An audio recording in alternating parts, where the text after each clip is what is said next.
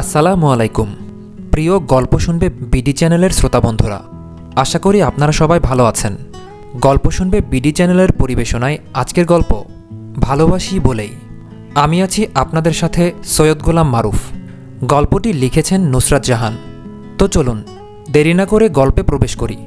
আজকের গল্প ভালোবাসি বলেই। বিনা দাওয়াতে বিয়ে খেতে এসেছি, একটু তো লজ্জা কর। তা না করে তুই রোস্ট দেন, পোলাও দেন করে যাচ্ছিস। তোর কি একটু লজ্জা লাগছে না? ভয় লাগছে না? আমার তো ভয়ে কলিজার পানি শুকিয়ে কাঠ হয়ে গেছে। আমার গলা দিয়ে খাবার নামছে না। তুই খা, আমি গেলাম ভাই। মিনমিন সুরে কথাটা বলতেই অপরপক্ষ থেকে কড়া একটা ধমক খায় মেয়েটি। তুই চুপচাপ খা, বিয়ে খেতে এসেছি। খাবার খাবো না তো বাসন মাজবো? তোর এই ভয়ের কারণে ধরা খাবো আমি। একটু রিল্যাক্স থাক না বইন আমার। দেখ জিমি, পেট ভরে খা, যাতে বাসায় গিয়ে আর রাতে খেতে না হয়। মেয়েটা রাগী কণ্ঠে বলে। ইসমির বাচ্চা, তুই যে ঘোরার কথা বলে চুরি করে বিয়ে বাড়িতে আসবি, এটা আমি আগে জানলে কখনোই আসতাম না। জিমি দাঁতে দাঁত চেপে কথাটা বলে। হি হি, আমি না তোর বেস্ট ফ্রেন্ড? এরকম করছিস কেন? তোর এরকম করার কারণে দেখ মানুষ কিভাবে তাকিয়ে আছে। নর্মাল হ। তোর এই হুতুম প্যাঁচার মতো মুখটা দেখেই মানুষ বুঝে যাবে আমরা চোর। মেয়েটার কথায় জিমি আশেপাশে তাকিয়ে ভয়ার্ত দৃষ্টিতে ইসমিকে বলে, ভাই আমার প্রচণ্ড ভয় লাগছে রে। দেখ না কেমন করে তাকিয়ে আছে সবাই। আর শালা ক্যামেরাম্যানটা মুখের উপর ক্যামেরা ধরে রেখেছে, মনে চাচ্ছে একদম লাথি মেরে উগান্ডায় ফেলে দিই। যেই না শরীর, আবার তুই উগান্ডায় ফেলাবি? হাও ফানি ইয়ার। ইসমি মেয়েটা ব্যঙ্গাত্মকভাবে বলে। ধুরবাল, আমি জায়গা, তুই তোর খাবার খা। চুরি করে খেতে এসেছিস, এখানেও আবার বলতেছিস এটা ভাল লাগে না, ওটা ভাল লাগে না, এটা ভালো হয় নাই, ওটাতে ঝাল হয় নাই। তুই আসলে কোন গ্রহের প্রাণী একমাত্র খোদাই জানে। কথাটা বলে চেয়ার থেকে উঠতেই যাবে, তখনই দুইটা ছেলে এসে তাদের টেবিলের সামনে দাঁড়ায়। এতে দুজনেই ভড়কে যায়, একে অপরের মুখ চাওয়াচাওয়ি করে। এরই মধ্যে একটা ছেলে প্রশ্ন করে, আপনারা কোন পক্ষ? আপনাদের তো চিনলাম না। এহেন প্রশ্নে দুজনেই হতভম্ব হয়ে যায়। আসলে কার বিয়ে হচ্ছে, মেয়ে নাকি ছেলে, তারা তো সেটাই জানে না। কি উত্তর দেবে? টেনশনে দাঁত দিয়ে নখ কামড়াচ্ছে দুজনেই। এর মধ্যে অন্য ছেলেটি জিজ্ঞেস করে ওঠে, কি হলো, কিছু বলছেন না যে? আপনারা কোন পক্ষের? আপনাদের তো চিনলাম না। ইসমি প্রশ্ন করে ওঠে। হ্যাংলা পাতলা গড়নের ছেলেটা উত্তর দেয়, আমরা তো মেয়ে পক্ষ। ইসমি তৎক্ষণাৎ উত্তর দেয়, আমরা তো ছেলে পক্ষ। ইসমির কথায় ছেলে দুইটি ভ্যাবাচাকা খেয়ে বলে, কিন্তু বরযাত্রী তো এখনও আসে নাই, তারা তো রাস্তায়, একটু আগেই তো কথা হলো। এরকম কথায় দুজনে ভয় পেয়ে যায়। জিমি ফোকলা ফোকলা হাসি দিয়ে বলে, আসলে আমরা মেয়ের বান্ধবী, তাই ছেলেপক্ষের হয়ে আগেই খাচ্ছি। হি হি। ও আসলে সেটা বোঝাতে বরপক্ষ বলেছে। ও আচ্ছা, ছেলেটা বলে। তাদের কথোপকথনের মধ্যেই একটা মধ্যবয়স্ক দেখতে লোক এসে তাদের দিকে তাকিয়ে বলে, তোমরা কারা? এবার চারজন একসাথে বলে, আমরা মেয়ে পক্ষের। ইসমি, আমরা মেয়ে পক্ষ। জিমি, প্রথম ছেলেটা। আমরা মেয়ে পক্ষের। দ্বিতীয় ছেলেটা, আমরা মেয়ে পক্ষের। তাদের এরকম কথায় মধ্যবয়স্ক লোকটা বলে ওঠে, তোমরা শিওর এখানে তোমরা মেয়ে পক্ষের? এবার কিছুটা দমে যায় চারজন। ভয়ে আমতা আমতা করে বলে, জি হ্যাঁ, কিন্তু এখানে তো কোনো বিয়েই হচ্ছে না, তাহলে তোমরা কিভাবে মেয়ে পক্ষের হও? এটা তো একটা মুসলমানের অনুষ্ঠান। মধ্যবয়স্ক লোকটার কথায় জিমি আর ইসমি রেগে ছেলে দুইটার কথায় তাকায়, যারা কিনা তাদের দিকে ভ্রুকুচকে তাকিয়ে আছে। বুঝতে পারল তারাও তাদের মতো বিনা দাওয়াতে খেতে এসে ধরা পড়েছে। মধ্যবয়স্ক লোকটা কিছু চেলাপেলাকে তাদের বেঁধে রাখার জন্য আদেশ দিতেই জিমি আর ইসমি খাওয়া ছেড়েই দৌড় দেয়। দৌড়ের মধ্যে একবার পিছনে তাকিয়ে দেখে ওই ছেলে দুটোকে ধরে ফেলেছে। মানসম্মান বাঁচাতে ভরা অনুষ্ঠানের মধ্যেই লোকজনকে ঠেলে বাইরে বেরিয়ে সোজা একটা রিকশায় উঠে হাঁপাতে থাকে। একটুর জন্য বেঁচে গেছে, নয়তো আজকে সব মানসম্মান নষ্ট হয়ে যেত। রিকশায় উঠে জিমি ধুম করে ইসমির পিঠে একটা থাপ্পড় মেরে দেয়।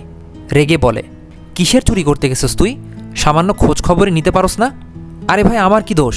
ওখানে দেখোস নাই কাঁচা হলুদ বাটা পড়ে আছে? তাই তো আমি ভাবছিলাম বিয়ের অনুষ্ঠান। তো খাইলি না বিয়ে?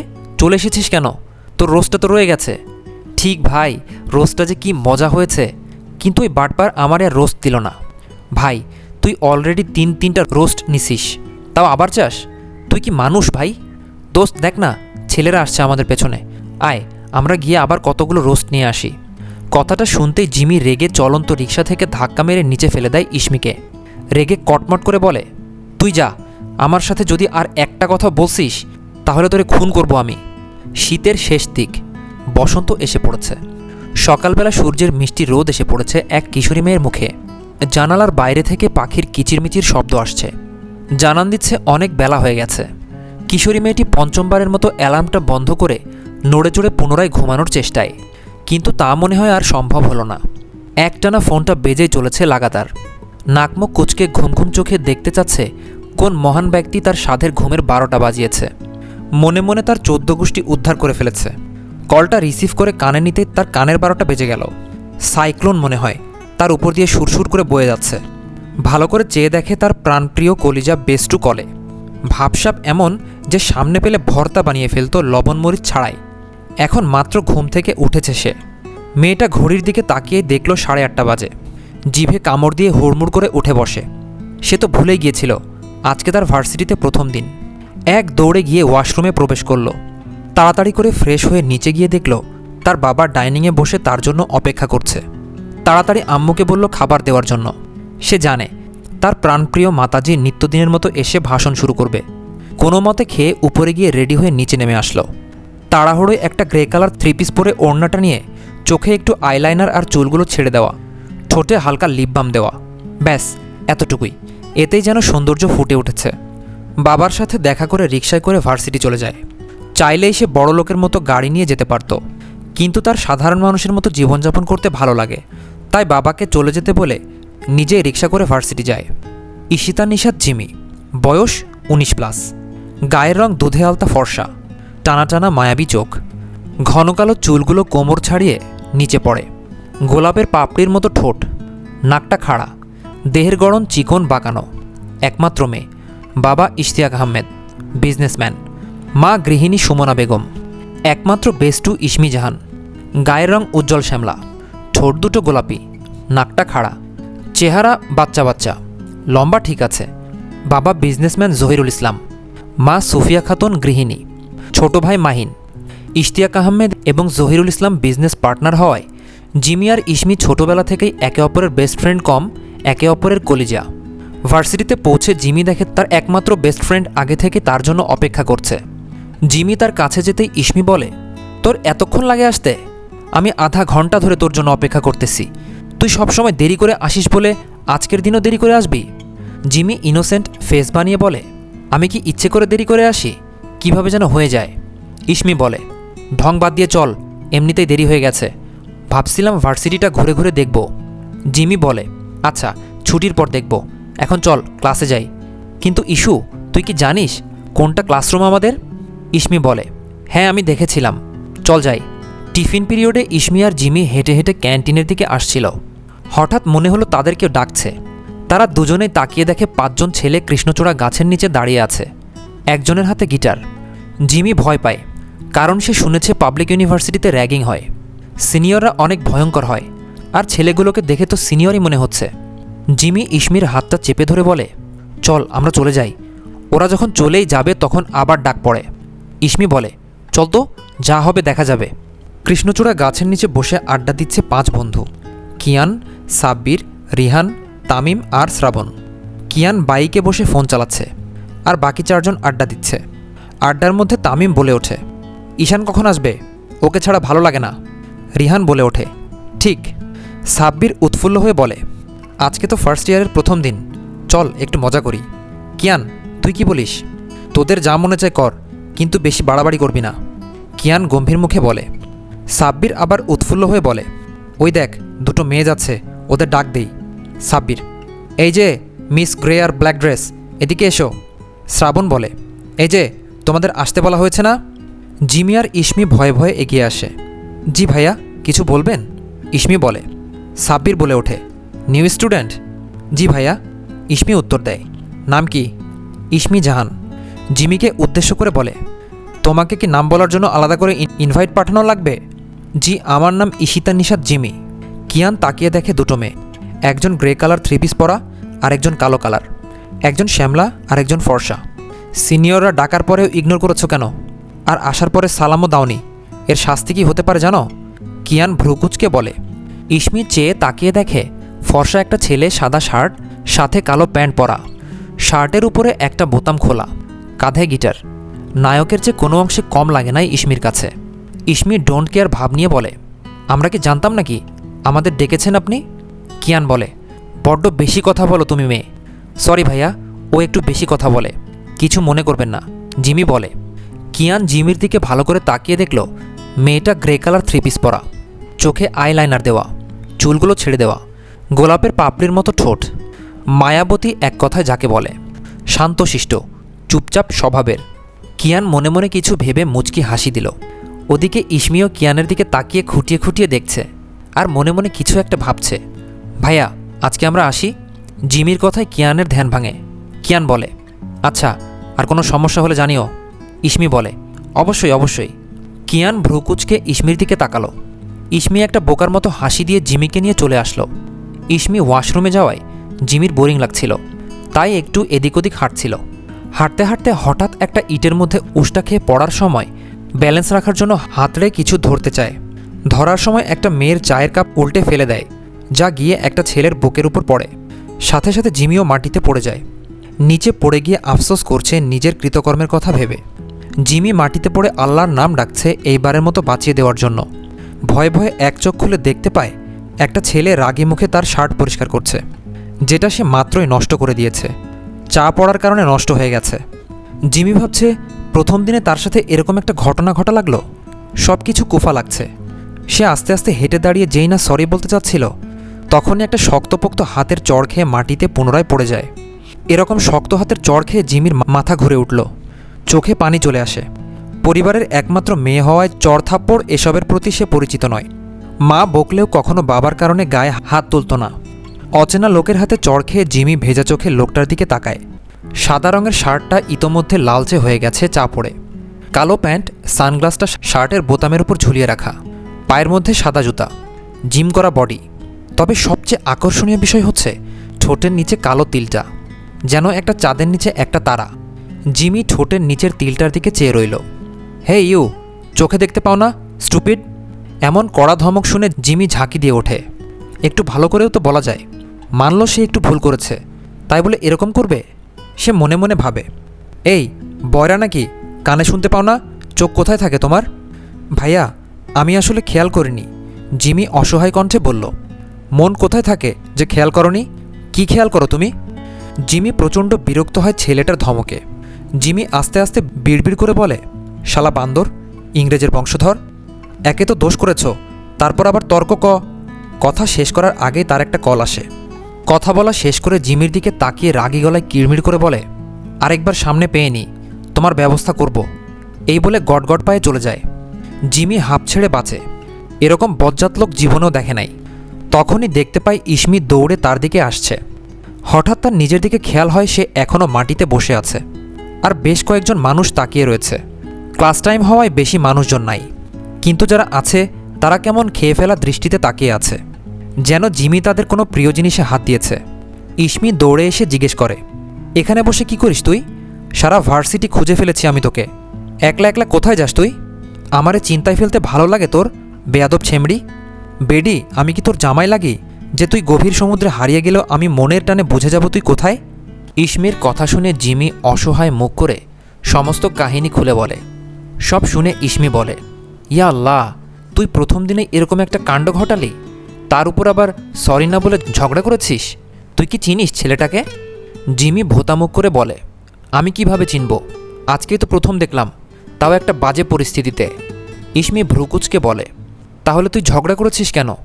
নাকি অন্য কিছু, সামথিং সামথিং? ইসমির কথা শুনে জিমির মেজাজ বিগড়ে যায়। কানের নিচে এমন একটা থাপ্পড় দিমু যে বিটিভির মতো ঝিরঝির করবি, তখন তোর সামথিং সামথিং বের হবে। কি দোস্ত, ব্যাপার কি? আমি তো মজা করে বলেছি, কিন্তু তুই এত রেগে যাচ্ছিস কেন? আচ্ছা, তুই কি কখনো পাবনা গেছিলি? ইসমি সন্দিহান হয়ে বলে, একবার গেছিলাম ঘুরতে। কিন্তু হঠাৎ এই কথা জিজ্ঞেস করলি কেন? ইসমির উত্তরে জিমি মনে মনে হেসে মুখটাকে দুঃখীভাবে ফুটিয়ে তুলে বলে, আমার ধারণাই তাহলে ঠিক। এই সত্যি করে বলেন আপনি কে? আমি জানি আপনি পাবনার এক পাগল। আমার ভোলা ভালা সাদাসিধে বেস্ট ফ্রেন্ডকে কিডন্যাপ করে এখন আমার বেস্টু সেজে এসেছেন। এজন্যই তো বলি, ইস্যু তো এমন না। এই পাগলি, তাড়াতাড়ি বল তুই কে? জিমির এইসব আজে বাজে যুক্তি শুনে ইসমির মাথা ঘোরার উপক্রম। সে না হয় একটু মজা করতে চেয়েছিল, তাই বলে তাকে ডিরেক্ট পাবনার পাগল বানিয়ে দিবে? ইসমি এক চিৎকার দিয়ে বলল, জিমির বাচ্চা! সরি টু সে, আমার কোনো বাচ্চা নেই। তার চেয়ে বড় কথা, আমি এখনও বিয়ে করিনি। তাহলে তুই আমার বাচ্চা কোথায় পেলি? এই কথা শুনে ইসমির রাগ সপ্তম আকাশে উঠে যায়। সে রেগে তার পায়ের জুতা খুলে যেই না জিমির দিকে ঢিল দেবে, তখনই জিমি এটা খেয়াল করে তাড়াতাড়ি নিচে বসে পড়ে আর জুতা গিয়ে কিয়ানের মাথার উপর পড়ে, যে কিনা মাত্রই এদিক দিয়ে যাচ্ছিল। তার সাথে ছিল শ্রাবণ, যা দেখে ইসমির ভয়ে প্রাণ পাখি প্রায় উড়ে যায়। হঠাৎ মাথায় কিছু পড়তেই কিয়ান হতভম্ব হয়ে যায়। মাথায় হাত দিয়ে বস্তুটাকে সামনে এনে দেখতে পায় একটা জুতা, যা দেখে রাগ তার সপ্তম আকাশে পৌঁছে যায়।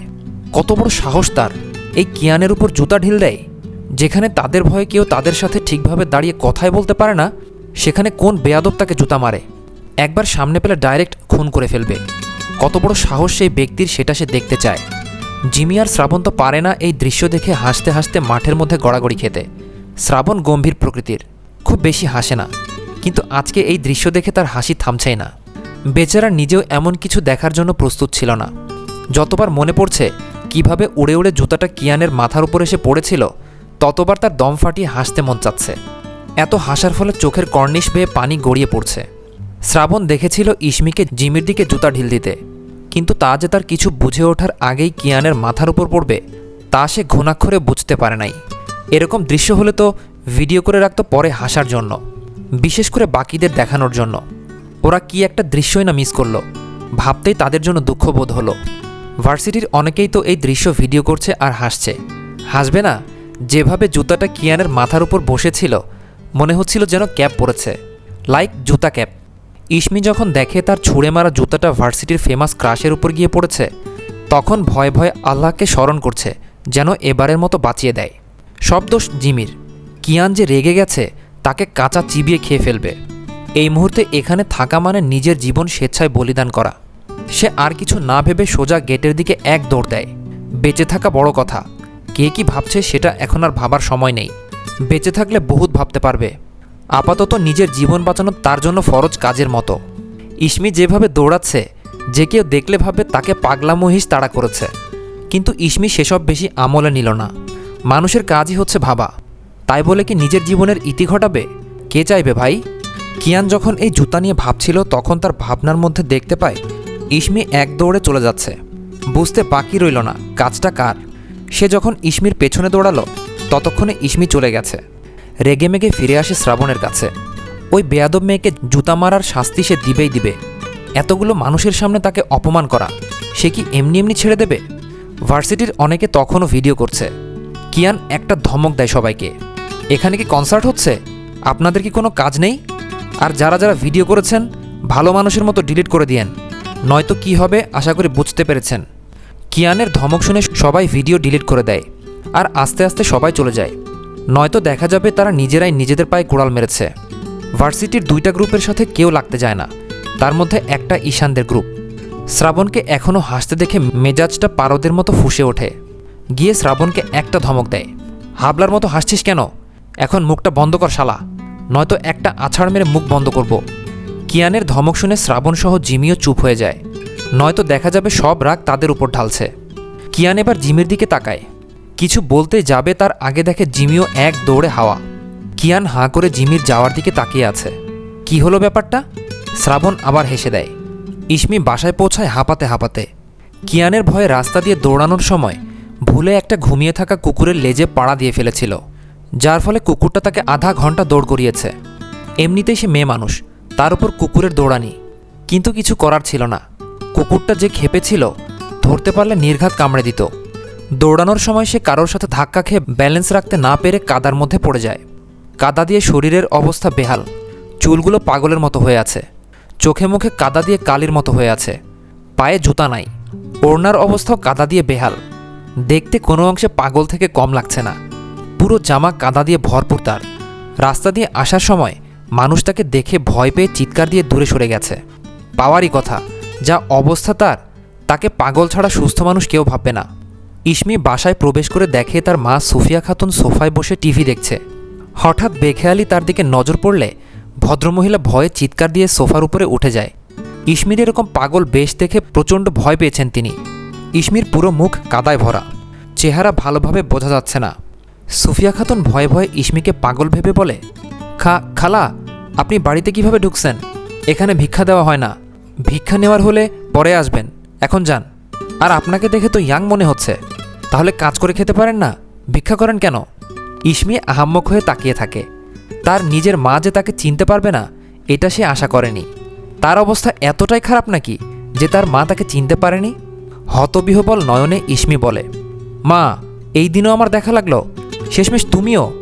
এই বলে তার নিজের রুমের দিকে যাওয়া শুরু করে। সুফিয়া খাতুন তেড়ে এসে বলেন, এই মহিলা, আপনার সাহস তো কম না? আমার মেয়ের ভয়েস নকল করেন, আবার বাড়িতে ঢুকতেছেন। দেখছনি কারবারটা? আজকাল দেখি পাগলও বহুত চালাক। কেমনে আমাকে বোকা বানিয়ে চুরি করতে রুমের দিকে যাচ্ছে। আমি কি কিছু বুঝি না? সবাইকে বোকা বানানো গেলেও এই সুফিয়াকে বোকা বানানো যাবে না। যান যান, বের হন। আজকাল কত রকমের চোর যে বের হয়েছে আল্লাহ। ইসমি বলদ হয়ে কথা বলতেই ভুলে যায়। একবার চোর, একবার পাগল, আর একবার ভিখারি। কোন পদবি পাওয়া বাকি আছে তার? এই দিনও তার দেখা লাগলো। ইসমি আর কোনো কথা না বলে রুমে চলে যায়। তার নিজের মাথা নিজেই ফাটাতে মন চাচ্ছে। সুফিয়া খাতুন পেছন থেকে ডেকেই চলেছে, কিন্তু ইসমি পাত্তা দেয় না। পেছনে সুফিয়া খাতুনের হাইহতা শোনা যাচ্ছে, এই রাস্তার পাগল আমার সব কিছু চুরি করে নিয়ে গেল গো। তোমরা কে কোথায় আছো গো? ও ইসমিমা, তুই কোথায়? দেখ, এই পাগল তোর রুমে যাচ্ছে। ইসমি রুমে এসে গোসল করে ফ্রেশ হয়ে ঘুমিয়ে পড়ে। আপাতত তার একটু শান্তির প্রয়োজন। মাকে পরে বোঝানো যাবে। তার শরীর আর ধকল নিতে পারছে না। ইসমি চলে যাওয়ার পর জিমিও চলে আসে। একা একা ভালো লাগে না। প্রথম দিনই তাদের সাথে অত্যন্ত জঘন্য কাজ হলো। ইস, কি বিচ্ছিরি অবস্থা। তাদের দুজনের কপালে দুঃখ আছে। প্রথম দিন এত মজা করতে বলেছিল কে? এখন কি হবে? জিমি বাসায় এসে ফ্রেশ হয়ে ইসমির নাম্বারে কল করে। একটা দুটো এরকম করতে করতে 10টা কল করে, কিন্তু ওপাশ থেকে কেউ কল ওঠায় না। বিরক্ত হয়ে জিমি নিচে চলে যায়। নিচে যেতেই তার মা তাকে দুপুরের খাবার খাইয়ে দেয়। খাবার খেয়ে জিমি রুমে এসে ইসমিকে আবার কল করে, কিন্তু কেউ ধরে না। বিরক্ত হয়ে ফোনটা ঢিল মেরে ছুঁড়ে ফেলে। জিমির এখন ক্লান্ত লাগছে, তাই একটু ঘুমাতে যায়। ঘুমাতে গেলেও এখন তার ঘুম আসছে না। বারবার ওই লোকটার কথা মনে পড়ছে। আজব তো, বারবার ওই ইংরেজের কথা মনে পড়ছে কেন? গোল্লায় যাক ওই লোক। এসব ভাবতে ভাবতে সেও ঘুমিয়ে পড়ে। রাত 11:47।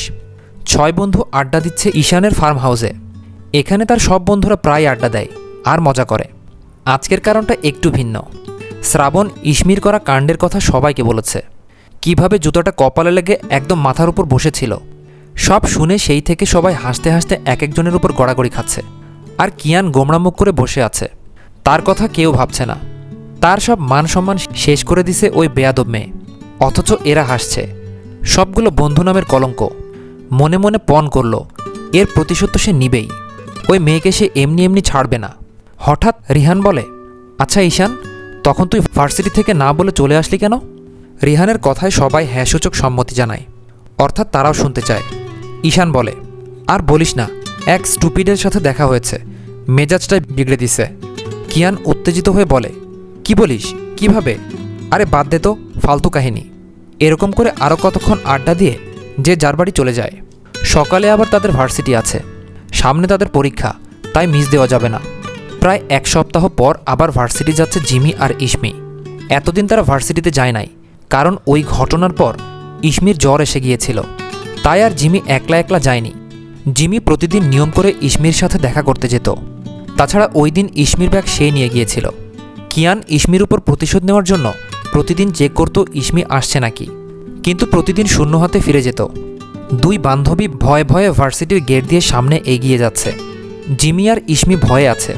ওই দিন যে কাণ্ড করেছিল, আজকে ধরতে পারলে রক্ষা নেই। কি হবে খোদাই জানে। যখনই তারা গেট পার হয়ে সামনে যাবে, ঠিক তখনই হঠাৎ জিমি আর ইসমির মনে হলো তাদের কেউ ডাকছে। দুজনেই সামনে তাকিয়ে দেখল গেটের সামনে 3 জন মেয়ে আর 2 জন ছেলে দাঁড়িয়ে আছে। দৃষ্টি তাদের দিকে নিবদ্ধ। মেয়েগুলোর পোশাক খুবই বাজে। টাইট ফিটিং টি শার্ট আর ছেঁড়া জিন্স প্যান্ট, মুখে ভারী মেকআপ, ঠোঁটে লিপস্টিক, চুলগুলো উপরে ঝুটি করা। তাদের দেখে বোঝা যাচ্ছে তারা কোনো বড় লোকের বিগড়ে যাওয়া সন্তান। জিমি আর ইসমি একে অপরের দিকে ভ্রুকুচকে তাকালো। তারা বুঝতে পারছে না হঠাৎ তাদের কেন ডাকছে। তারা ছাড়া তো এখানে আর কেউ নেই। তাছাড়া এদের তো আগে কখনো দেখেওনি। ভাবনার মাঝে একটা মেয়ে আবার ইসমির নাম ধরে ডাকল। ইসমি ভীষণ অবাক হলো। তার নাম কিভাবে জানল? জিমি আর ইসমি ধীর পায়ে হেঁটে তাদের কাছে গিয়ে চুপচাপ দাঁড়িয়ে রইল। কোনো ঝামেলা চায় না বিধায় চুপচাপ দাঁড়িয়ে রইল। কথাবার্তার মাধ্যমে বুঝতে পারল মেয়ে 3টার নাম রিয়া, কেয়া আর মারিয়া। ছেলে 2টোর নাম রিক আর শিহাব। আচমকা কেয়া নামের মেয়েটি বলল, বেয়াদব মেয়ে, সাহস কত বড়! সিনিয়ররা ডাকার সাথে সাথে যে আসতে হয় জানো না? 2বার ডাকতে হয় কেন? আবার এখানে এসে সালাম না দিয়ে সঙ্গের মতো দাঁড়িয়ে আছো। কেয়ার কথা শুনে ইসমি সাথে সাথে লম্বা টেনে সালাম দিল। আসসালামু আলাইকুম ওয়া রাহমাতুল্লাহি বারাকাতু আফা। রিয়া বলল, হোয়াট আফা? এই মেয়ে, তোমার আফা কে? ইসমি অবাক হওয়ার মতো করে বলল, কে আবার? এখানে তো আপনারা ছাড়া আর কেউ নেই, তাহলে নিশ্চয়ই আপনাদেরই বলছি। কেয়ার মেজাজ সপ্তম আকাশে, রেগে গিয়ে বলে, কোন দিক থেকে আমাদের আফা লাগে? একটু আগেই না বললেন আপনারা আমাদের সিনিয়র, সেই হিসেবেই তো আফা লাগেন। ইসমি আবার বলল, আপা, আপনাদের বাসায় কি ইন্দুর পালেন নাকি? কেয়া অবাক হয়ে বলে, ইন্দুর পালবো কেন? এই মেয়ে, কি বলতে চাও কি তুমি? আমাদের তোমার কি মনে হয়? আরেকবার যদি বলতে দেখি তাহলে থাপ্পড় দিয়ে নিজের নাম ভুলিয়ে দেব। ইসমি ব্যঙ্গ করে বলে, না মানে ওই আপনাদের জামা কাপড় দেখে মনে হচ্ছে ইন্দুরে কেটে ফেলেছে। শহরে ইঁদুর আসবে কোথা থেকে, তাই ভাবলাম আপনারা হয়তো পালেন। রিয়া এতক্ষণ ধরে সব শুনছিল। মেয়েগুলোর সাহস অনেক বেশি। রিয়া রেগে দাঁতে দাঁত চেপে বলে, তোমার কোনো আইডিয়া আছে আমাদের জামা কাপড়ের দাম কত? এত টাকা তো মনে হয় জীবনে বাপের জন্মে চোখেও দেখো নাই। ফ্যাশন বুঝো তোমরা? অবশ্য বুঝবে কিভাবে, তোমাদের তো দেখি মনে হচ্ছে তোমরা গাইয়া খ্যাত। এই বলে সবাই হাসতে থাকে। আফা, আপনার ব্রেন কি পাছায় নাকি? নিজেদের চেহারা কি একবার আয়নায় দেখেছেন? আবার অন্য মানুষকে বলেন গাইয়া খ্যাত? আপনাকে তো পুরা হিরো আলমের মতো লাগছে। ও সরি, হিরো আলম তো ছেলে ভার্সান, আপনি তো মেয়ে ভার্সান, তাহলে মিসেস হিরো আলম হবে। জিমি ইসমির এতক্ষণের কথা শুনে মুচকি মুচকি হাসলেও এবার না পেরে জোরে জোরে হেসে দেয়। এতে কেয়া, রিয়া, মারিয়া প্রচুর পরিমাণে রেগে যায়। কেয়া রেগে গিয়ে বলে, তোমাদের কোনো ধারণা নেই আমাদের পেছনে কত ছেলে ঘোরে, আর তোমাদের দেখেই বেহেনজি বেহেনজি লাগছে। এবার জিমি বলল, কি বলেন? এই ইন্দুরে খাওয়া পোশাক পরা মেয়ের পিছে কোনো ব্রেনহীন গাধা ঘুরে আবার? ইসমি জিমির কথা শুনে বলে, ঠিক বলেছিস জানো। বলেই তারা আবার জোরে জোরে হাসতে থাকে। রিয়া রেগে গিয়ে যখনই জিমিকে চড় মারতে যায় তখনই ইসমি তার হাত ধরে ফেলে। হাতটা মুচড়ে বলে, গায়ে হাত তোলার সাহস করবেন না, নয়তো। তার কথার মাঝে রিয়া বলে ওঠে, নয়তো কি? ভয় দেখাও? তুমি জানো আমি কে? এই মুহূর্তে তোমাদের আমি কি অবস্থা করতে পারি তোমাদের কল্পনারও বাইরে। এবার জিমি বলে, আপনি কে আপনি নিজেই তো জানেন না, তাহলে আমরা কিভাবে জানব? আমাদের সাথে বেয়াদবি করার ফল তোমরা হাড়ে হাড়ে টের পাবে। শুধু দেখতে থাকো কিভাবে তোমাদের জীবনটাকে আমরা নরক বানিয়ে দেই। এমন অবস্থা করব না যে সারা জীবন মনে রাখবে আমাদের সাথে বেয়াদবি করার ফল। শুধু দেখতে থাকো। কেয়া হুমকি দিয়ে বলে, দেখান দেখান, কি দেখাবেন? দেখার জন্যই তো আছি, কবে দেখাবেন বলেন? আমার তো আর তর সইছে না। ইসমির আগ্রহী কণ্ঠস্বর। এতক্ষণে পাশে দাঁড়িয়ে থাকা মারিয়া নামের মেয়েটা বলল, এই মেয়ে, তোমাদের কলিজা অনেক বড়, আমিও দেখতে চাই তোমাদের এই বড় কলিজা কতদিন থাকে। আজকে যা করলে তার পরিমাণ খুবই ভয়াবহ হবে। তোমরা বেঁচে থেকেও নরক যন্ত্রণা ভোগ করবে। এই মারিয়া কি জিনিস তা হাড়ে হাড়ে টের পাবে এখন থেকে। অনেকক্ষণ থেকে তোমাদের সাহস দেখলাম, এবার আমারটা দেখো। আরেকটা কথা, ঈশান আর কিয়ানদের আশেপাশে দেখলে জাস্ট খুন করে ফেলবো। ইসমি ভেঙচি কেটে বলল, জাস্ট খুন করে ফেলবো? হ্যাঁ, দেখা যাবে। রিক আর শিহাব সবে ফোন থেকে মাথা তুলল। এতক্ষণ তারা তাদের গার্লফ্রেন্ডের সাথে কথা বলছিল। রিক আর শিহাব দুজনে প্লেবয়। এই নিয়ে অন্ততপক্ষে তারা 500-এর উপরে মেয়েদের সাথে রিলেশনে গেছে। দুজনেই ভার্সিটিতে প্লেবয় নামে পরিচিত। একটা মেয়ের সাথে রিলেশন 3 দিনের বেশি কোনোভাবেই টেকে না। রিক হম্বিতম্বি কণ্ঠস্বর, আর ইয়ার চিল, এই প্রথম আমাদের সাথে কেউ মুখে মুখে তর্ক করল। জিমি আর ইসমিকে উদ্দেশ্য করে বলল, বলতে হবে তোমাদের সাহস আছে। ও সুন্দরীরা, তোমাদের সাহসের তো একটু পরীক্ষা করাই যায়। কি বলিস মারিয়া? এই বলে ওদের চোখ দিয়ে কিছু একটা ইশারা দিল। কিছুক্ষণ পর একটা কাগজে কিছু লিখে জিমির হাতে দিয়ে রিক বলে, ওই যে কৃষ্ণচূড়া গাছের নিচে যে ছেলেটা বসে আছে তাকে দিয়ে আসো। যদি না দিয়ে আসতে পারো তাহলে ভাববো তোমরা ভীতু। আর সবার সামনে হাঁটু গেড়ে বসে ক্ষমা চাইতে হবে, আর আমাদের কথা মতো চলতে হবে। তবে কাগজের ক্ষেত্রে শর্ত হলো কাগজের মধ্যে কি লেখা আছে তা তুমি দেখতে পারবে না। আর তুমি, ইসমিকে উদ্দেশ্য করে, গেট দিয়ে যে প্রথম আসবে তাকে হয় কিস করতে হবে, না হয় থাপ্পড় মারতে হবে। এখন ভেবে দেখো কি করবে। না করলে আমরা ভেবে নেব তোমাদের দৌড় এখানেই শেষ, এবং সে উপলক্ষে আমাদের ট্রিট দিতে হবে। জিমি খেপে গিয়ে বলে, আমরা আপনাদের কথা শুনতে বাধ্য নই। শিহাব মুখটা দুঃখী বানিয়ে বলে, পারবে না ওটা বলো, ভীতু কোথাকার। দেখেছিস কেয়া, আমাদের সবাই ভয় পায়, নিজেদের কেমন রাজা রাজা মনে হচ্ছে রে। বলেই তারা জোরে জোরে হাসতে থাকে।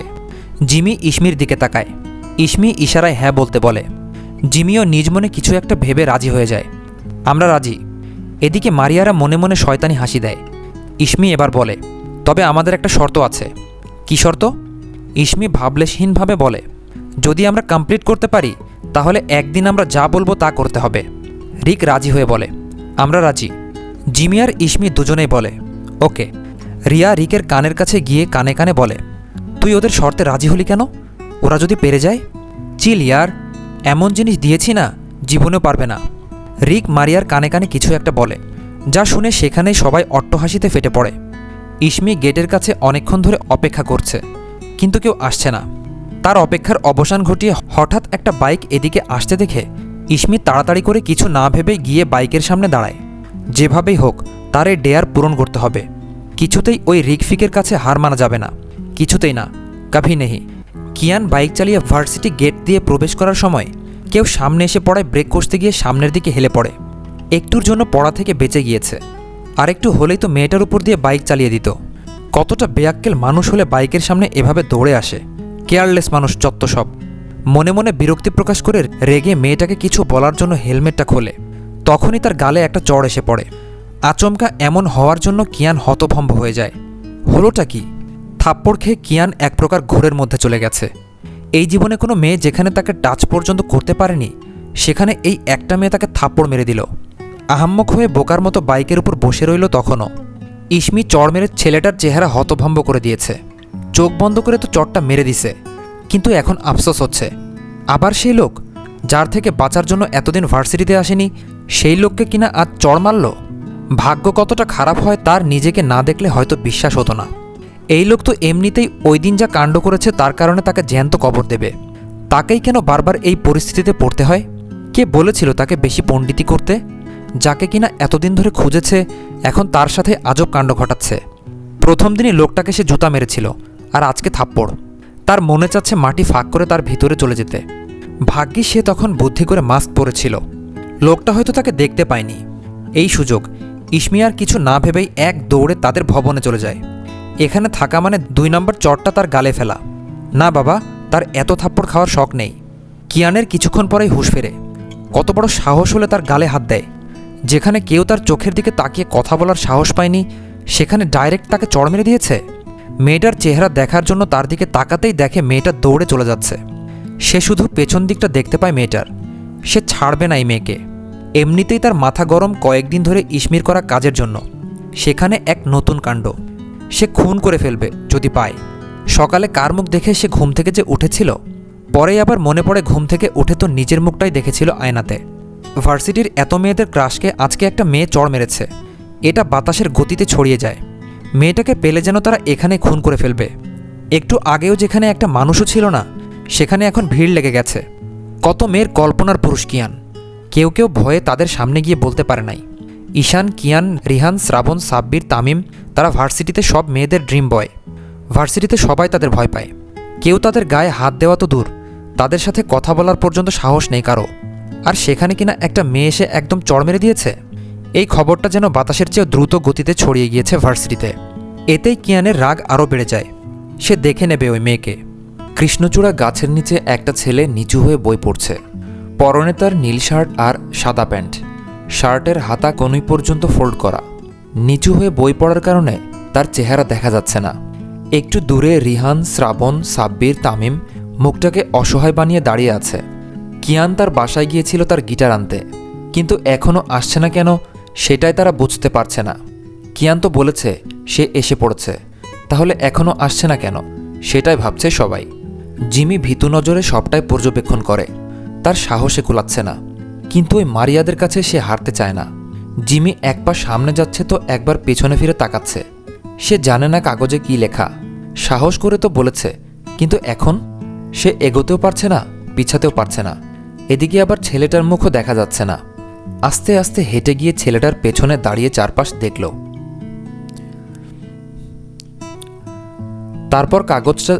তারপর কাগজটা ছেলেটার বইয়ের সামনে তুলে ধরল। চোখ বন্ধ করে যত প্রকার দোয়া দরুদ আছে সব পড়ে ফেলেছে। প্রার্থনা একটাই, এবারের মতো যাতে বেঁচে যায়। আর জীবনে কোনোদিন শয়তানি করবে না, এবারের মতো বেঁচে যাক। ঈশান মনোযোগ দিয়ে একটা বই পড়ছিল। পড়ার সময় তার ডিস্টার্ব পছন্দ না বলেই নিরিবিলি জায়গায় বসেছে। হঠাৎ চোখের সামনে কিছু দেখাই তার বই পড়ায় ব্যাঘাত ঘটে। ভ্রুকুচকে সামনে তাকাতেই জিমির সাথে চোখাচোখি হলো। কুচকানো ভ্রু আরও কুচকে গেল। মুখে তার বিরক্তি। জিমি ঈশানকে এই জায়গায় দেখে কলিজার পানি শুকিয়ে এলো। ভয়ে কাঁপতে লাগলো। এই ছেলে এখানে কেন? আজকে তার কি হবে? ওই দিন তো বলেছিল আরেকদিন সামনে পেলে খবর করে ছাড়বে। জিমি যখন চিরকুটের হাতটা সরিয়ে নিচ্ছিল তখন ঈশান হাত সরানোর আগেই খপ করে কাগজটা নিয়ে নেয়। জিমি আরও ভয় পেয়ে যায়। কাগজে কি লেখা আছে সে তো জানে না। এখন কি হবে? এই ছেলেকে দেখলেই তো তার ভয় লাগে। মুখটাকে কেমন গম্ভীর করে রাখে। ঈশান আস্তে আস্তে কাগজের ভাঁজটা খোলে। কাগজের ভাঁজ খোলার গতি বলে দিচ্ছে কতটা ধৈর্যশীল আর শান্ত ব্যক্তি সে। জিমি শুনেছে শান্ত ব্যক্তিরা ক্ষেপে গেলে ভয়ঙ্কর হয়। কাগজটার ভাঁজ খোলা শেষে কাগজটায় চোখ বুলায়। কাগজের লেখাগুলো পড়তেই মাথায় রক্ত উঠে যায় ঈশানের। সে বুঝতে পারছে না হাসবে নাকি কাঁদবে। একবার কাগজের দিকে তাকাচ্ছে তো একবার জিমির দিকে তাকাচ্ছে, যে কিনা ভীতু দৃষ্টিতে তার দিকে তাকিয়ে আছে। তা দেখে ঈশান খেয়ে ফেলা দৃষ্টিতে তাকায়। জিমি ঈশানের এরকম চাহনি দেখে মনে মনে আল্লাহকে ডাকছে এবারের মতো বাঁচিয়ে দেওয়ার জন্য, আর কখনো পাকনামি করবে না। ঈশান উঠে বলে, এই মেয়ে, এই নিজেকে কি মনে করো তুমি? আর এসব কি লিখেছ? মন চাচ্ছে গাছের সাথে উল্টো করে ঝুলিয়ে রাখি, তাহলে বাদরামি ছুটে যাবে। চুপচাপ এই বেঞ্চের উপর উঠে এক পায়ে কান ধরে দাঁড়িয়ে থাকো, নয়তো সত্যি সত্যি গাছের সাথে উল্টো করে ঝুলিয়ে রাখবো। অসভ্য কথাকার, এত সাহস কোথায় পাও তুমি? তুমি জানো আমি কে? শেষের কথাগুলো ধমকে বলে। এরকম কর্কশ সুরে ধমক শুনে জিমি কেঁপে ওঠে। তার আত্মা যেন বের হয়ে আসবে। কি লজ্জার ব্যাপার! এত বড় মেয়ে কিনা একটা বেঞ্চের উপর উঠে এক পায়ে কানে ধরে দাঁড়িয়ে থাকবে? এতে করে কি তার মান সম্মান আর কিছু থাকবে? কিন্তু কিছু করার নেই। যদি এই ইংরেজটা সত্যি সত্যি গাছের সাথে উল্টো করে ঝুলিয়ে রাখে তখন কি হবে? দেখা হওয়ার পর থেকে কেমন খবিশের মতো কথা বলে, একটুও ভালো করে কথা বলে নাই। এই স্টুপিড, তোমাকে কি বলেছি শুনতে পাও নাই? বয়রা নাকি তুমি? এখনও দাঁড়িয়ে আছো কেন? এবারের মতো ছেড়ে দিন প্লিজ। চুপচাপ যা বলছি করো, নয়তো। করছি করছি। কিছুক্ষণ পর শ্রাবণ, সাব্বির, তামিম, রিহান এদিকে এগিয়ে আসে। মূলত ঈশানকে এরকম খেপে যেতে দূর থেকে লক্ষ্য করেছে তারা। তাই কিয়ানের চিন্তা বাদ দিয়ে এগিয়ে আসে ঈশানের দিকে।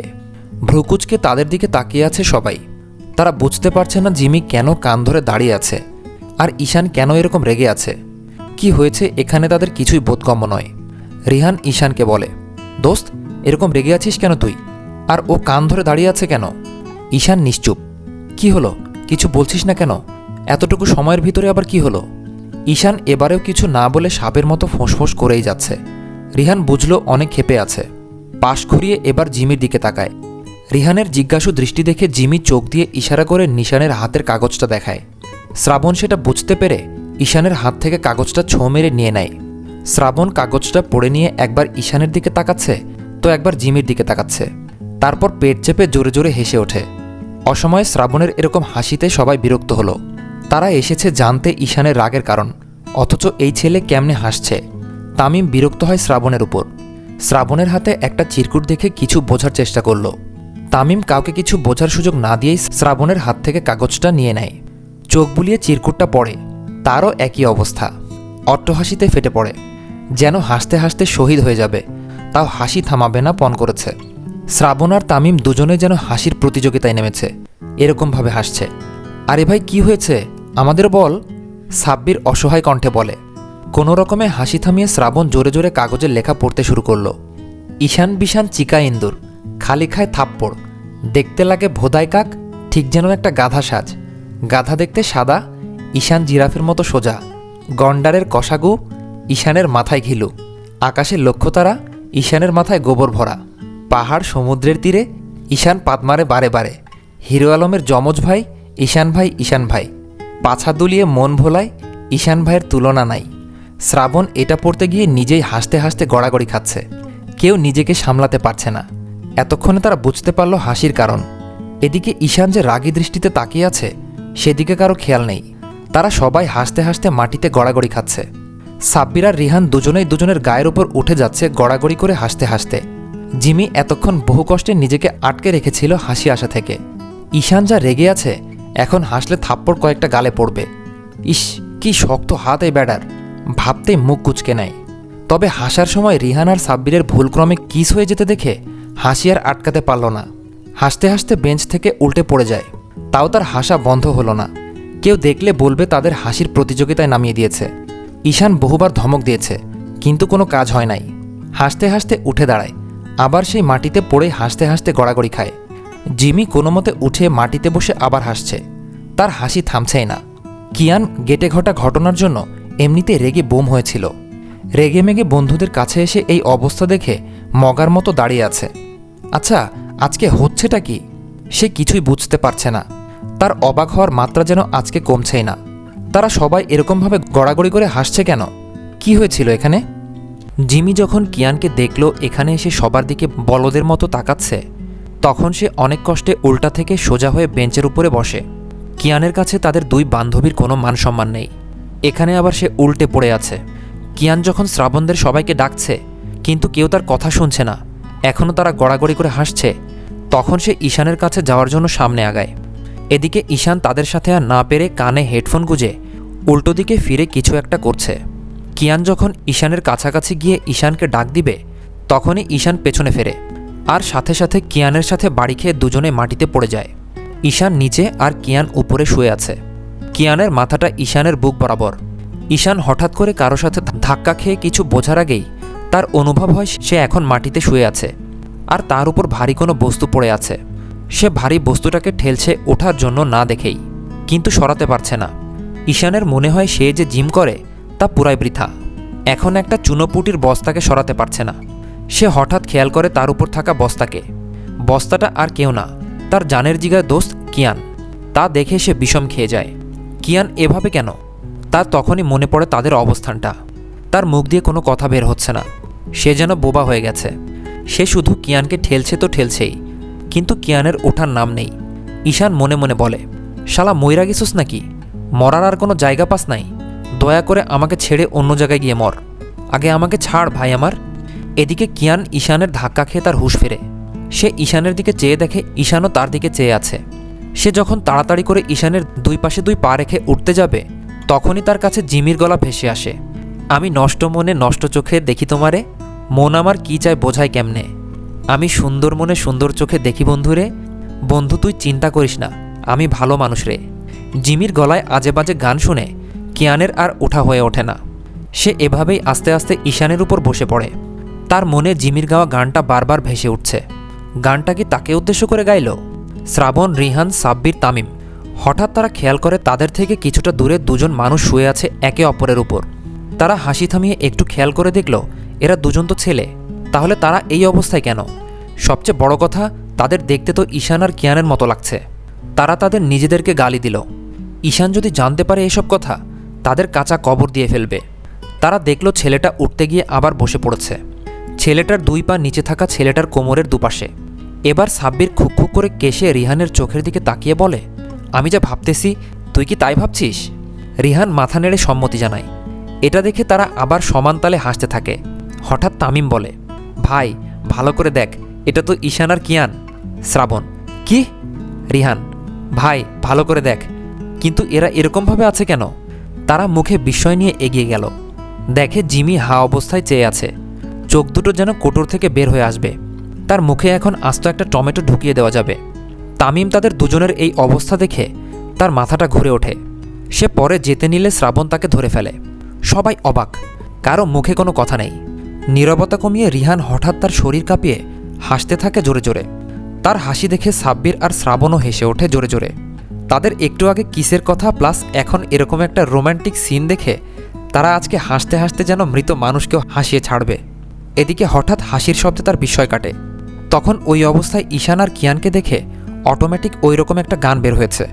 সব দোষ ওই ইসমির, তার সাথে থাকতে থাকতে সেও ওরকম হয়ে গেছে। কি একটা বিশ্রী অবস্থা। জিমি যখন কোনো কিছু না দেখে সোজা দৌড় দেয়, তখন ঈশানের পাশাপাশি আসতে একটা কলার খোসায় পিছলা খেয়ে গিয়ে কিয়ানকে ধাক্কা মারে। কিয়ান ধাক্কা খেয়ে গড়াতে গড়াতে গিয়ে পাশে থাকা পুকুরের পানিতে গিয়ে ঠাস করে পড়ে। কিয়ান পুকুরের পচা পানি খেয়ে কোনো মতে ভেসে ওঠে। এই পুকুরের সমস্ত পানি পচা, এখানকার মাছও কেউ খায় না। আর সে কিনা সোজা পানি খেয়ে ফেলল। আর সে এখানে পড়ল কিভাবে? সে তো ঈশানের উপর বসেছিল, তাহলে তারা যেখানে পড়ে গিয়েছিল সেটা তো রাস্তা ছিল, আর তার পাশেই তো এই পচা পুকুরটা ছিল। কিন্তু এত দূর থেকে সে কিভাবে পুকুরে এসে পড়ল সোজা? হঠাৎ তার মনে পড়ে সে তো কারো ধাক্কা খেয়েছিল। কার ধাক্কা খেয়ে পানিতে পড়েছে তা দেখার জন্য দেখে জিমি ঈশানের হাতের উপর বসে আছে, আর ঈশান এখনও শুয়ে আছে। আর তার বন্ধুরা হাসতে হাসতে একজন আরেকজনের সাথে বাড়ি খাচ্ছে, তাও হাসা থামাচ্ছে না। কিয়ান আজকে সকাল থেকে এখন পর্যন্ত ঘটা ঘটনাগুলো মনে করে। তার মনে হচ্ছে সে কোনো ভিন্ন গ্রহে আছে। একটা ঘটনা বুঝতে না বুঝতেই আরেকটা শুরু হচ্ছে। সব তার মাথার 10 ইঞ্চি উপরে দিয়ে যাচ্ছে। কোনো কিছু বোঝার আগেই তার সাথে কত কিছু ঘটে যাচ্ছে। তার মাথা কাজ করছে না। সে কোন দিকে তাকিয়ে কি ভাবছে সেটাও বুঝতে পারছে না। সে যেন অনুভূতিহীন হয়ে গেছে। এখনও সে পানির মধ্যে দাঁড়িয়ে আছে। হঠাৎ ধাম করে পানির মধ্যে কিছু পড়ার শব্দে জিমি, ঈশান, সাব্বির, তামিম, শ্রাবণ, রিহান তাকিয়ে দেখে কিয়ান গড়াতে গড়াতে পানিতে পড়ছে। পানিতে পড়ল কিভাবে? এখনই তো ওরকমভাবে বসেছিল, হঠাৎ পানিতে গেল কিভাবে? কয়েক সেকেন্ডের ভিতর কি হয়েছে কেউ বুঝতে পারছে না। বুঝতে না পারলে কি হবে? তারা তো সবাই তার গড়িয়ে পড়া দেখে হাসছে, তবে ঈশান বাদে। একটা মানুষকে যেমন 10 দিন পর খাবার দিলে যেভাবে খায়, তাদের দেখে মনে হচ্ছে তারা কত বছর পর হাসছে। হাসি যেন থামছেই না। এদিকে ঈশান, যাকে নিয়ে প্রথমে এই কাহিনী শুরু হয়েছে, সে এখনও চুপচাপ। তার কানে হেডফোন। সবাই এটাই বোঝার চেষ্টা করছে যে সে কি কিছু শুনতে পাচ্ছে না, নাকি কিছু বলছে না। তারা তো আর জানে না তাদের রাগী বন্ধু জীবনে প্রথমবার এরকম একটা পরিস্থিতিতে পড়ে শক হয়ে আছে। বেচারা কিছুতেই কিছু বুঝতে পারছে না আসলে হচ্ছেটা কি। জিমি এবার জুতা খুলে ব্যাগ নিয়ে দৌড়। বেচারি আর কোনো অপ্রীতিকর অবস্থায় পড়তে চায় না। সে ভালোই বুঝেছে তার ধাক্কা খেয়ে কিয়ান ওরকমভাবে গড়াতে গড়াতে পানিতে পড়ছে। তার মনে পড়ে কিয়ানের পানিতে পড়ার দৃশ্য। বেচারা পড়ার সময় ছোট একটা নিম গাছে আটকে ছিল, কিন্তু নিম গাছ তার ভার সইতে না পারায় সে ঠাস করে পানিতে পড়ে। এসব ভেবে হাসছে আর হাঁটছে। মানুষ তাকে পাগল ভাবছে। পায়ে জুতো নেই, একা একাই হাসছে আর হাঁটছে। সে সোজা বাড়িতে চলে যায়। যাওয়ার আগে ইসমিকে মেসেজ করে বলে তার চলে যাওয়ার কথা। ইসমি অনেকক্ষণ ধরে জিমিকে খুঁজছে, কিন্তু পাচ্ছে না। হঠাৎ তার ফোনে একটা নোটিফিকেশন আসে। সে চেক করে দেখে জিমি চলে গিয়েছে, তা মেসেজ করে বলেছে। ইসমিরও আর ক্লাস করার ইচ্ছা নেই, তাই সেও ব্যাগ নিয়ে বের হয়ে গেল। ইসমি রাস্তা দিয়ে হাঁটার সময় খেয়াল করল মানুষ তার দিকে অদ্ভুতভাবে তাকাচ্ছে, তার থেকে দূরে চলে যাচ্ছে। কয়েকজন তো তার সামনে এসে তার দিকে তাকিয়ে তার থেকে দূরে চলে গেছে। লোকজন এরকম করছে কেন তা বোঝার জন্য সে ফোনের ক্যামেরাতে নিজেকে দেখে নেয়। সব কিছু তো ঠিকঠাক, তাহলে এরকম ভয়ে ভয়ে দূরে চলে যাচ্ছে কেন? আশেপাশে কেউই নেই তাহলে। হঠাৎ সে সম্পূর্ণ ঘুরে পিছনের দিকে তাকিয়ে দেখল একটা পাগল সম্পূর্ণ তার মতোই করছে। সে যেদিকে যাচ্ছে সেও সেদিকে যাচ্ছে। ইসমি যেদিকেই তাকায় পাগলটাও সেদিকে তাকাচ্ছে। ইসমি ভয়ে দৌড় দেয়, দেখে পাগলটাও তার পিছে দৌড়াচ্ছে। সে ভালো করে তাকিয়ে দেখল পাগলটার চুলগুলো বড় বড়। চুলগুলো দেখে মনে হচ্ছে কাকের বাসা। নাকটা বড়, বোচা, দাঁতগুলো হলুদ টকটকা, ঠোঁট কালো কুচকুচে। ঠোঁটের আশেপাশে লাল লাল কি যেন লেগে রয়েছে। গায়ে মনে হয় 10-12টার মতো জামা কাপড়, উল্টোপাল্টা পরা। আর নিচে ইয়া বড় ছেঁড়া হাঁটু পর্যন্ত হাফ প্যান্ট। চোখে নীল সানগ্লাস, যার একটা আছে এক পাশে, গ্লাস নেই, সেটা চোখে দেওয়া। হাতে একটা লাঠি। পাগলের এরকম ফ্যাশন দেখে ইসমি হা হয়ে রয়েছে। তার হা হয়ে যাওয়া দেখে পাগলটা বলে, কি জান, ক্রাশ খাইছো? খাওয়ারই কথা। আমি যেই সুন্দর, কেউ চোখ ফেরাতে পারে না। রাস্তা দিয়ে যেই যায় সেই হা হয়ে আমার দিকে তাকিয়ে থাকে। তাই বলে তুমিও এরকম করবে জান? আমার তো লজ্জা লাগে জান। পাগলের এরকম কথা শুনে ইসমি বলে, এই পাগল, আপনি কে? আর কে আপনার জান? পাগল, জান, তুমি আমাকে চিনতে পারছো না? ইসমি, এই শালার পুত, তুই কেডা? তোরে দেখলে তো মেন্টাল মেন্টাল লাগতেছে। পাগলটা খপ করে ইসমির হাতটা ধরে বলে, কি বলছিস তুই? আমাকে মেন্টাল লাগে? তোরে আজকে আমি মেরে ফেলবো। তুই জানিস আমি কত সুন্দর? রাস্তার সব মানুষ আমাকে দেখে তাকিয়ে থাকে। আজকে তোরে শেষ করে ফেলবো। এই বলে হাতে থাকা লাঠি দিয়ে যখনই ইসমির মাথা বরাবর মারতে যাবে, তখনই ইসমির লাঠিটা ধরে বলে, না না না, আপনি মেন্টাল না, আপনি সত্যি অনেক সুন্দর। এখন যদি আমাকে মারেন তখন লোকে আপনাকে খারাপ ভাববে। আপনি কি তা চান? ইসমির কথায় পাগলটা কিছুক্ষণ ভেবে বলল, আসলেই তো, এটা তো আগে ভাবিনি। ইসমি, আমার হাতটা একটু ছাড়েন, আপনাকে একটা ম্যাজিক দেখাবো। পাগল, সত্যি? এই বলে হাতটা যখনই ছাড়ে, ইসমি 1, 2, 3 বলে, শালার পুত, তুই একটা মেন্টাল, তার ছিঁড়া, পাগল, ভোদাই। তুই যতই ভাবস তোরে সুন্দর লাগে, কিন্তু তোরে খচ্চরের চেয়েও খারাপ লাগে। এই বলে এক দৌড়ে পাগলের হাতে নাগালের বাইরে চলে যায়। জিমি বাড়িতে এসে খেয়ে দিয়ে এক ঘুম দিয়ে রাত 3টায় উঠে কতক্ষণ ইসমির সাথে কথা বলে রিলস দেখে ঘুমিয়ে পড়ে। সে এখনও ভার্সিটিতে ঘটা কাহিনী ইসমিকে বলে নাই। কালকে একবারে ভার্সিটিতে বলবে সামনাসামনি। এদিকে ইসমিও জিমির মতো দিনে ঘুমিয়ে রাতে বসে বসে ফোন চালাচ্ছে। যেহেতু তারা আজকে ক্লাস করে নাই, সেহেতু পড়া জানে না, দ্বিতীয়ত তাদের মন চাচ্ছে না। ইসমিও কতক্ষণ পর ঘুমিয়ে যায় জিমির সাথে কথা বলে। পরের দিন ভার্সিটিতে তারা কোনো ঝামেলা ছাড়াই ক্লাস করে বাইরে আসে। আজকে ঈশানদের গ্রুপকে দেখতে পেল না, তাছাড়া ওই মারিয়াদের গ্রুপকেও দেখতে পেল না। তারা দুজন ক্যান্টিনে বসে খাবার খাচ্ছে। তখন শুনতে পায় কিছু সিনিয়ররা আলোচনা করছে কিছুদিন পর তাদের নবীনবরণ সেটা নিয়ে। তাদের ক্লাসে এখনও বলা হয়নি নবীনবরণ নিয়ে। জিমি খাবার খেতে খেতে কালকের সমস্ত কাহিনী খুলে বলে। সব শুনে ইসমির অবস্থা খারাপ হাসতে হাসতে। তার সবচেয়ে বেশি হাসি পেয়েছে কিয়ানের কাহিনী শুনে। বেচারার সাথে কত কিছু হলো। হঠাৎ তার করা কাজের কথা মনে পড়লে সাথে সাথে তার মুখ অন্ধকার হয়ে এলো। পরক্ষণে আবার জিমির কথা শুনে হাসতে লাগলো। ইসমিও সবকিছু খুলে বলে কিয়ানকে চড় মারা সহ পাগলের সেই কাহিনী। জিমি এখন ইসমিকে পাগলের জান বলে ডাকছে আর হাসছে।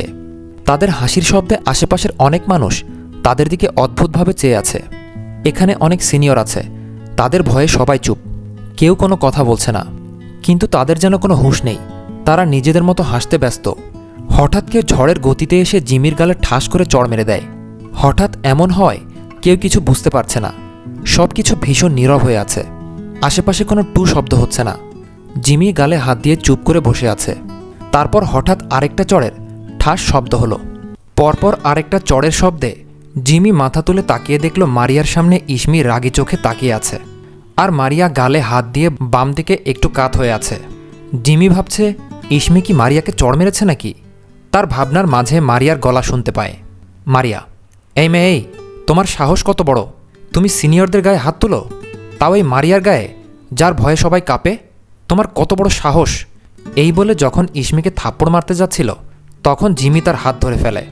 মারিয়া আবার বলে, বান্ধবীর জন্য কত পীড়িত, একজনকে মারি আরেকজনের গায়ে লাগে, তোমাদের নিজেদের কি জানের ডর নাই।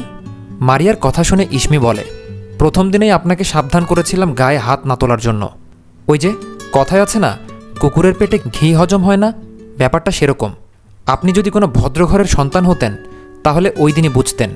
কেয়া, এই মেয়ে, একে তো সিনিয়রদের গায়ে হাত তুলেছ, আবার তার মুখের উপর তর্ক করছো। তুমি জানো আমরা কে? আমরা চাইলে এই মুহূর্তে তোমার কি অবস্থা করতে পারি। ইসমি, এইসব আজাইরা ফালতু পেঁচাল অন্য জায়গায় মারেন গিয়ে। তার আগে জিমিকে সরি বলেন। আপনি কোন সাহসে ওর গায়ে হাত তুলছেন? জিমি, আরে বাদ দে ইস্যু, কুত্তাকে বোঝানো আর এদের বলা সমান। মারিয়া, ওই দিন তোমরা পালিয়ে গিয়েছিলে, আজকে দেখব তোমাদের আমাদের হাত থেকে কে বাঁচায়। এই বলে চোখ দিয়ে কিছু একটা ইশারা দিতেই কেয়া রিয়া হ্যাঁ বোধক সম্মতি দেয়। মারিয়া জিমিকে টানতে টানতে ক্যান্টিন থেকে বাইরে বের করে ভার্সিটির পেছনে পরিত্যক্ত একটা ওয়াশরুমে নিয়ে গিয়ে আটকে রাখে। জিমি ক্লাসরুমে থাকতে শুনেছিল এখানে এই ওয়াশরুমটা কেউ ব্যবহার করে না, এখানে কেউ আসে না সচরাচর, জায়গাটা ভুতুড়ে টাইপ। জিমি শুনেছে এখানে নাকি কয়েকটা মেয়ে সুইসাইড করেছে। তারপর থেকে এখানে অদ্ভুত সব কাণ্ড কারখানা হয়, আর ওই ওয়াশরুম কেউ ব্যবহার করে না। জিমি ওই দিন দেখেছিল এখানে তালা লাগানো, তাহলে আজকে খোলা কিভাবে? এখানে তো তালা খোলা হয় না। এই জায়গায় দিনের বেলায়ও কেউ আসতে ভয় পায়, চারপাশে কোনো মানুষ নেই। মারিয়া জিমিকে টানতে টানতে একটা ওয়াশরুমের ভেতর ঢুকিয়ে বাইরে থেকে তালা মেরে দেয়। ভেতরে শুধু অন্ধকার। জিমি আবছা আলোয় দেখতে পাচ্ছে দেয়ালে কীরকম জানি লাল লাল হাতের ছাপ বসে আছে। আবছা আলোয় অনেক জায়গায় লাল লাল দেখতে পেল। জিমির প্রচণ্ড ভয় হতে শুরু করলো। সে দরজা ধাক্কাচ্ছে আর তাকে বাঁচানোর জন্য সাহায্য চাইছে, কিন্তু কেউ তার কথা শুনতে পাচ্ছে না। শুনবে কিভাবে? এখানে তো কোনো মানুষই আসে না। জিমি চিৎকার করে কাঁদছে আর সাহায্য চাইছে। তার হাত পা কেমন অবশ হয়ে আসছে। তার কাছে মনে হচ্ছে পুরো পৃথিবীটা ঘুরছে। বারবার মনে হচ্ছে তার পেছনে কেউ আছে, তাকে বারবার বলছে পিছে তাকানোর জন্য। ভয়ঙ্করভাবে হাসছে। জিমি চারপাশে শুধু এগুলোই দেখতে পাচ্ছে। প্রচণ্ড পানি তৃষ্ণা পেয়েছে। সে আর এসব কিছু নিতে পারছে না। হঠাৎ তার মনে হলো তার পেছন থেকে কেউ তাকে স্পর্শ করছে। হঠাৎ সে তার চারপাশে ভয়ঙ্কর রকম হাসির শব্দ শুনতে পায় জোরে জোরে। কি ভয়ঙ্কর সে হাসি! তারা হাসছে আর তার নাম ধরে ডাকছে। জিমি আর এসব কিছু সহ্য করতে না পেরে সেখানে জ্ঞান হারায়। এদিকে ইসমি যখন জিমিকে আটকাতে যাচ্ছিল মারিয়ার কাছ থেকে, তখন তার নাকের মধ্যে একটা রুমাল চেপে ধরে তাকে অজ্ঞান করে নিয়ে একটা ফাঁকা ক্লাসরুমে নিয়ে যায়। ইসমির হাত পা চোখ মুখ বেঁধে একটা চেয়ারের সাথে বেঁধে রাখা হয়েছে। প্রায় 1 ঘন্টা পরে ইসমির জ্ঞান ফেরে। সে আস্তে আস্তে করে টিপটিপ করে চোখ মেলে তাকায়। অনেকক্ষণ পর সে বুঝতে পারে তাকে বেঁধে রাখা হয়েছে। হঠাৎ তার জিমির কথা মনে পড়ে। সে জিমি জিমি বলে চিৎকার করতে থাকে, কিন্তু তার মুখে কাপড় বাঁধার জন্য তার সাউন্ড বের হচ্ছে না। সে ছটফট করতে থাকে। তার মুখ দিয়ে গোঙানির শব্দ বের হচ্ছে। হঠাৎ ক্লাসরুমের দরজা খোলার শব্দ শুনতে পায় সে। দেখতে পায় কয়েক জোড়া পা এদিকে আসছে। মারিয়া এসে বলে, সাহসী রানীর তাহলে এতক্ষণ পর জ্ঞান ফিরেছে। কি প্রস্তুত তো আমার সাথে বেয়াদবি করার ফল গ্রহণ করতে? আজকে এমন অবস্থা করব না যে আমার নাম শুনলেই ভয়ে থরথর করে কাঁপবে। ইসমি কিছু বলছে না, সে শুধু ছাড়া পাওয়ার জন্য ছটফট করছে। মারিয়ার কথায় কেয়া ইসমির মুখের কাপড়টা সরাতেই, জিমি তুই আমার কি করবি? আমি শুধু এখান থেকে ছাড়া পেয়ে নেই, দেখিস তোর কি অবস্থা করি।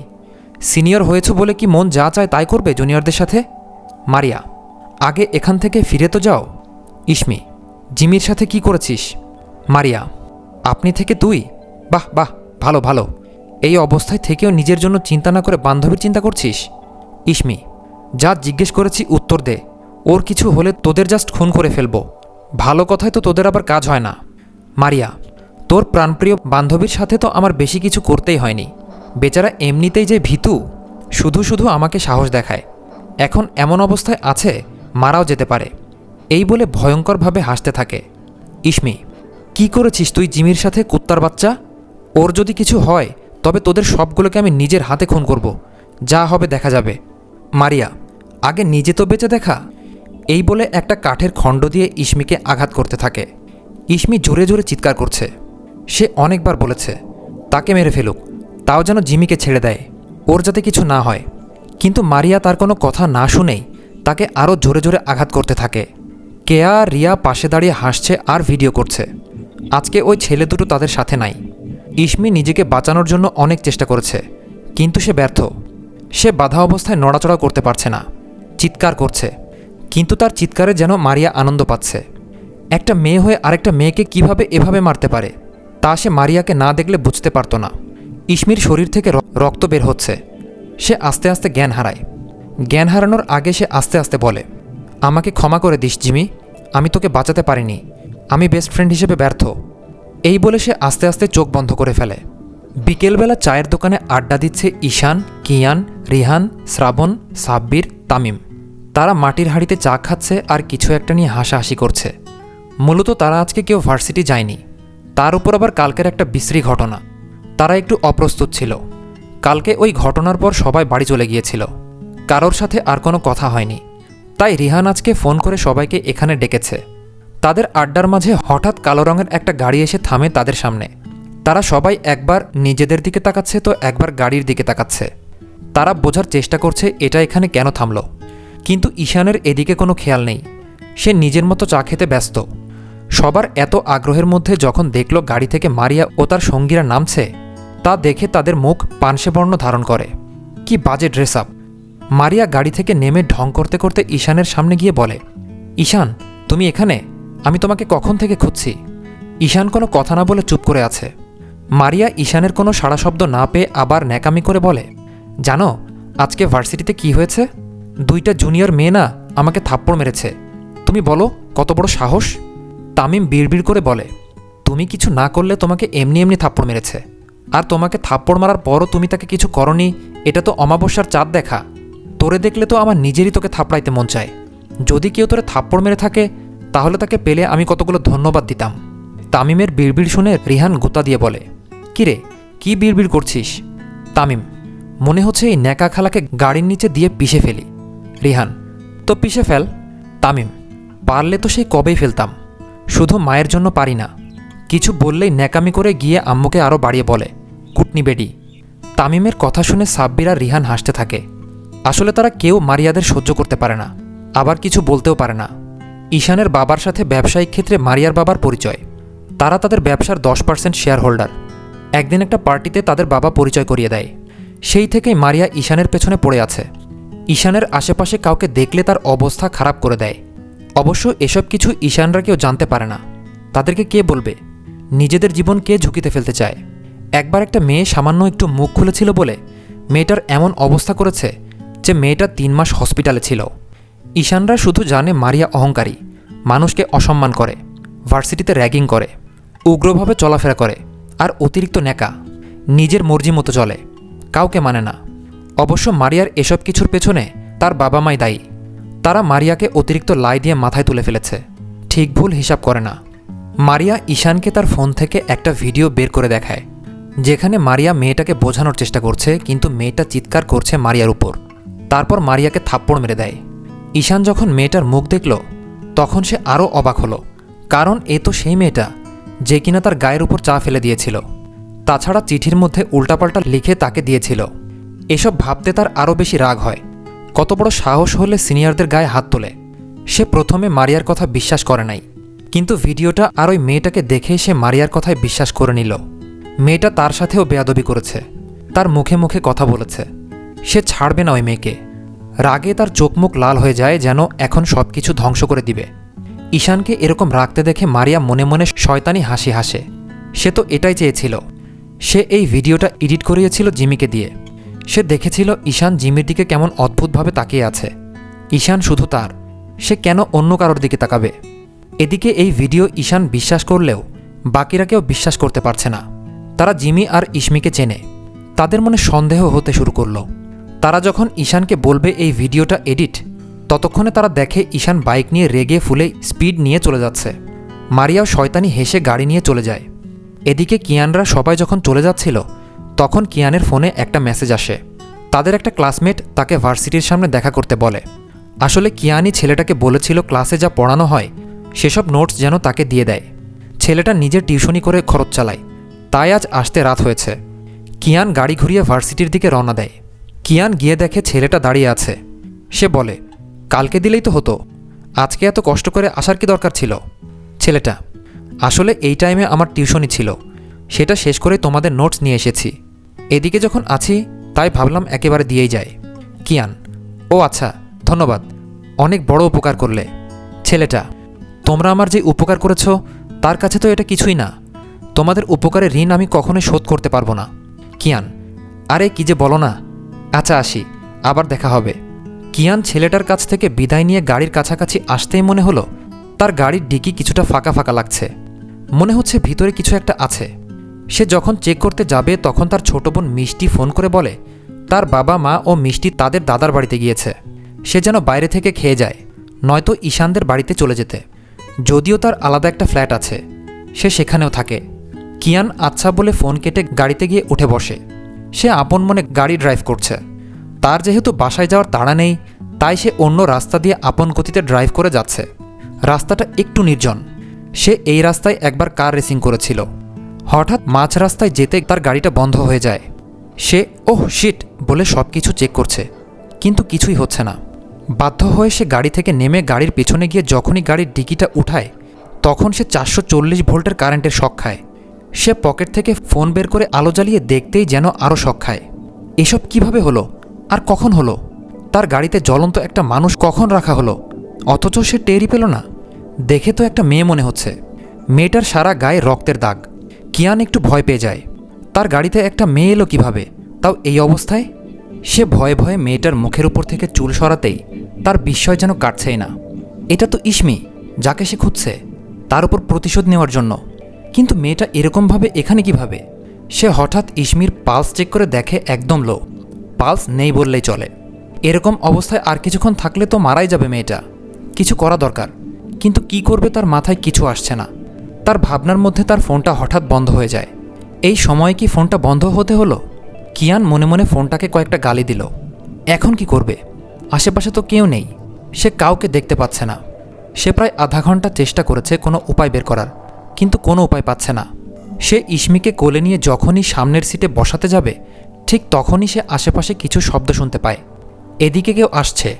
সে একটু সাহায্যের আশায় যখন পেছনে ফিরে তাকায় তখন দেখে কয়েকটা লোক হাতে লাইট নিয়ে এই দিকেই আসছে। পেছনে কয়েকটা মহিলাও আছে। কিয়ান ভাবতে লাগলো এত রাতে এরা দল বেঁধে কোথায় যাচ্ছে। পরক্ষণে আবার ভাবে যেখানে মন চায় যাক, তার কি। তখনই তার মনে পড়ল এদের কাছ থেকে তো সাহায্য পাওয়া যাবে। সে তো আর মেয়েটাকে একা ফেলে রেখে যেতে পারে না, যতই সে তাকে সহ্য করতে না পারুক। সে লোকগুলোকে ডাক দিল, এই যে শুনতে পাচ্ছেন, আমি খুব বিপদে পড়েছি, একটু সাহায্য করবেন? দয়া করে বলবেন এখানে কাছাকাছি হাসপাতাল কোথায়? একটা বৃদ্ধ লোক বলল, তার আগে বলো তোমার কোলে থাকা মেয়েটি তোমার কে হয়, আর এই অবস্থায় কেন? কিয়ান, আসলে আমি জানি না। বৃদ্ধ, জানো না মানে কি? ও বুঝেছি, ফষ্টি নষ্টি করতে এসে ধরা খেয়ে এখন বলছো জানো না, আমাদের কি বলদ ভাবো? কিয়ান, কী সব আজে বাজে কথা বলছেন? আপনারা কি মানুষ দেখতে পাচ্ছেন না একটা অসুস্থ মানুষ মারা যাচ্ছে? সেখানে আপনারা কী সব আজে বাজে কথা বলছেন? কোথায় তাকে একটু সাহায্য করবেন তা না? বৃদ্ধ: এই পোলা, ফটর ফটর কম করো। এই তোরা সবাই ওই দুইজনকে ধর, আজকে বিচার হবে। এদের জন্য আমাদের এলাকার নাম খারাপ হচ্ছে, আজকে একটা বিহিত করেই ছাড়বো।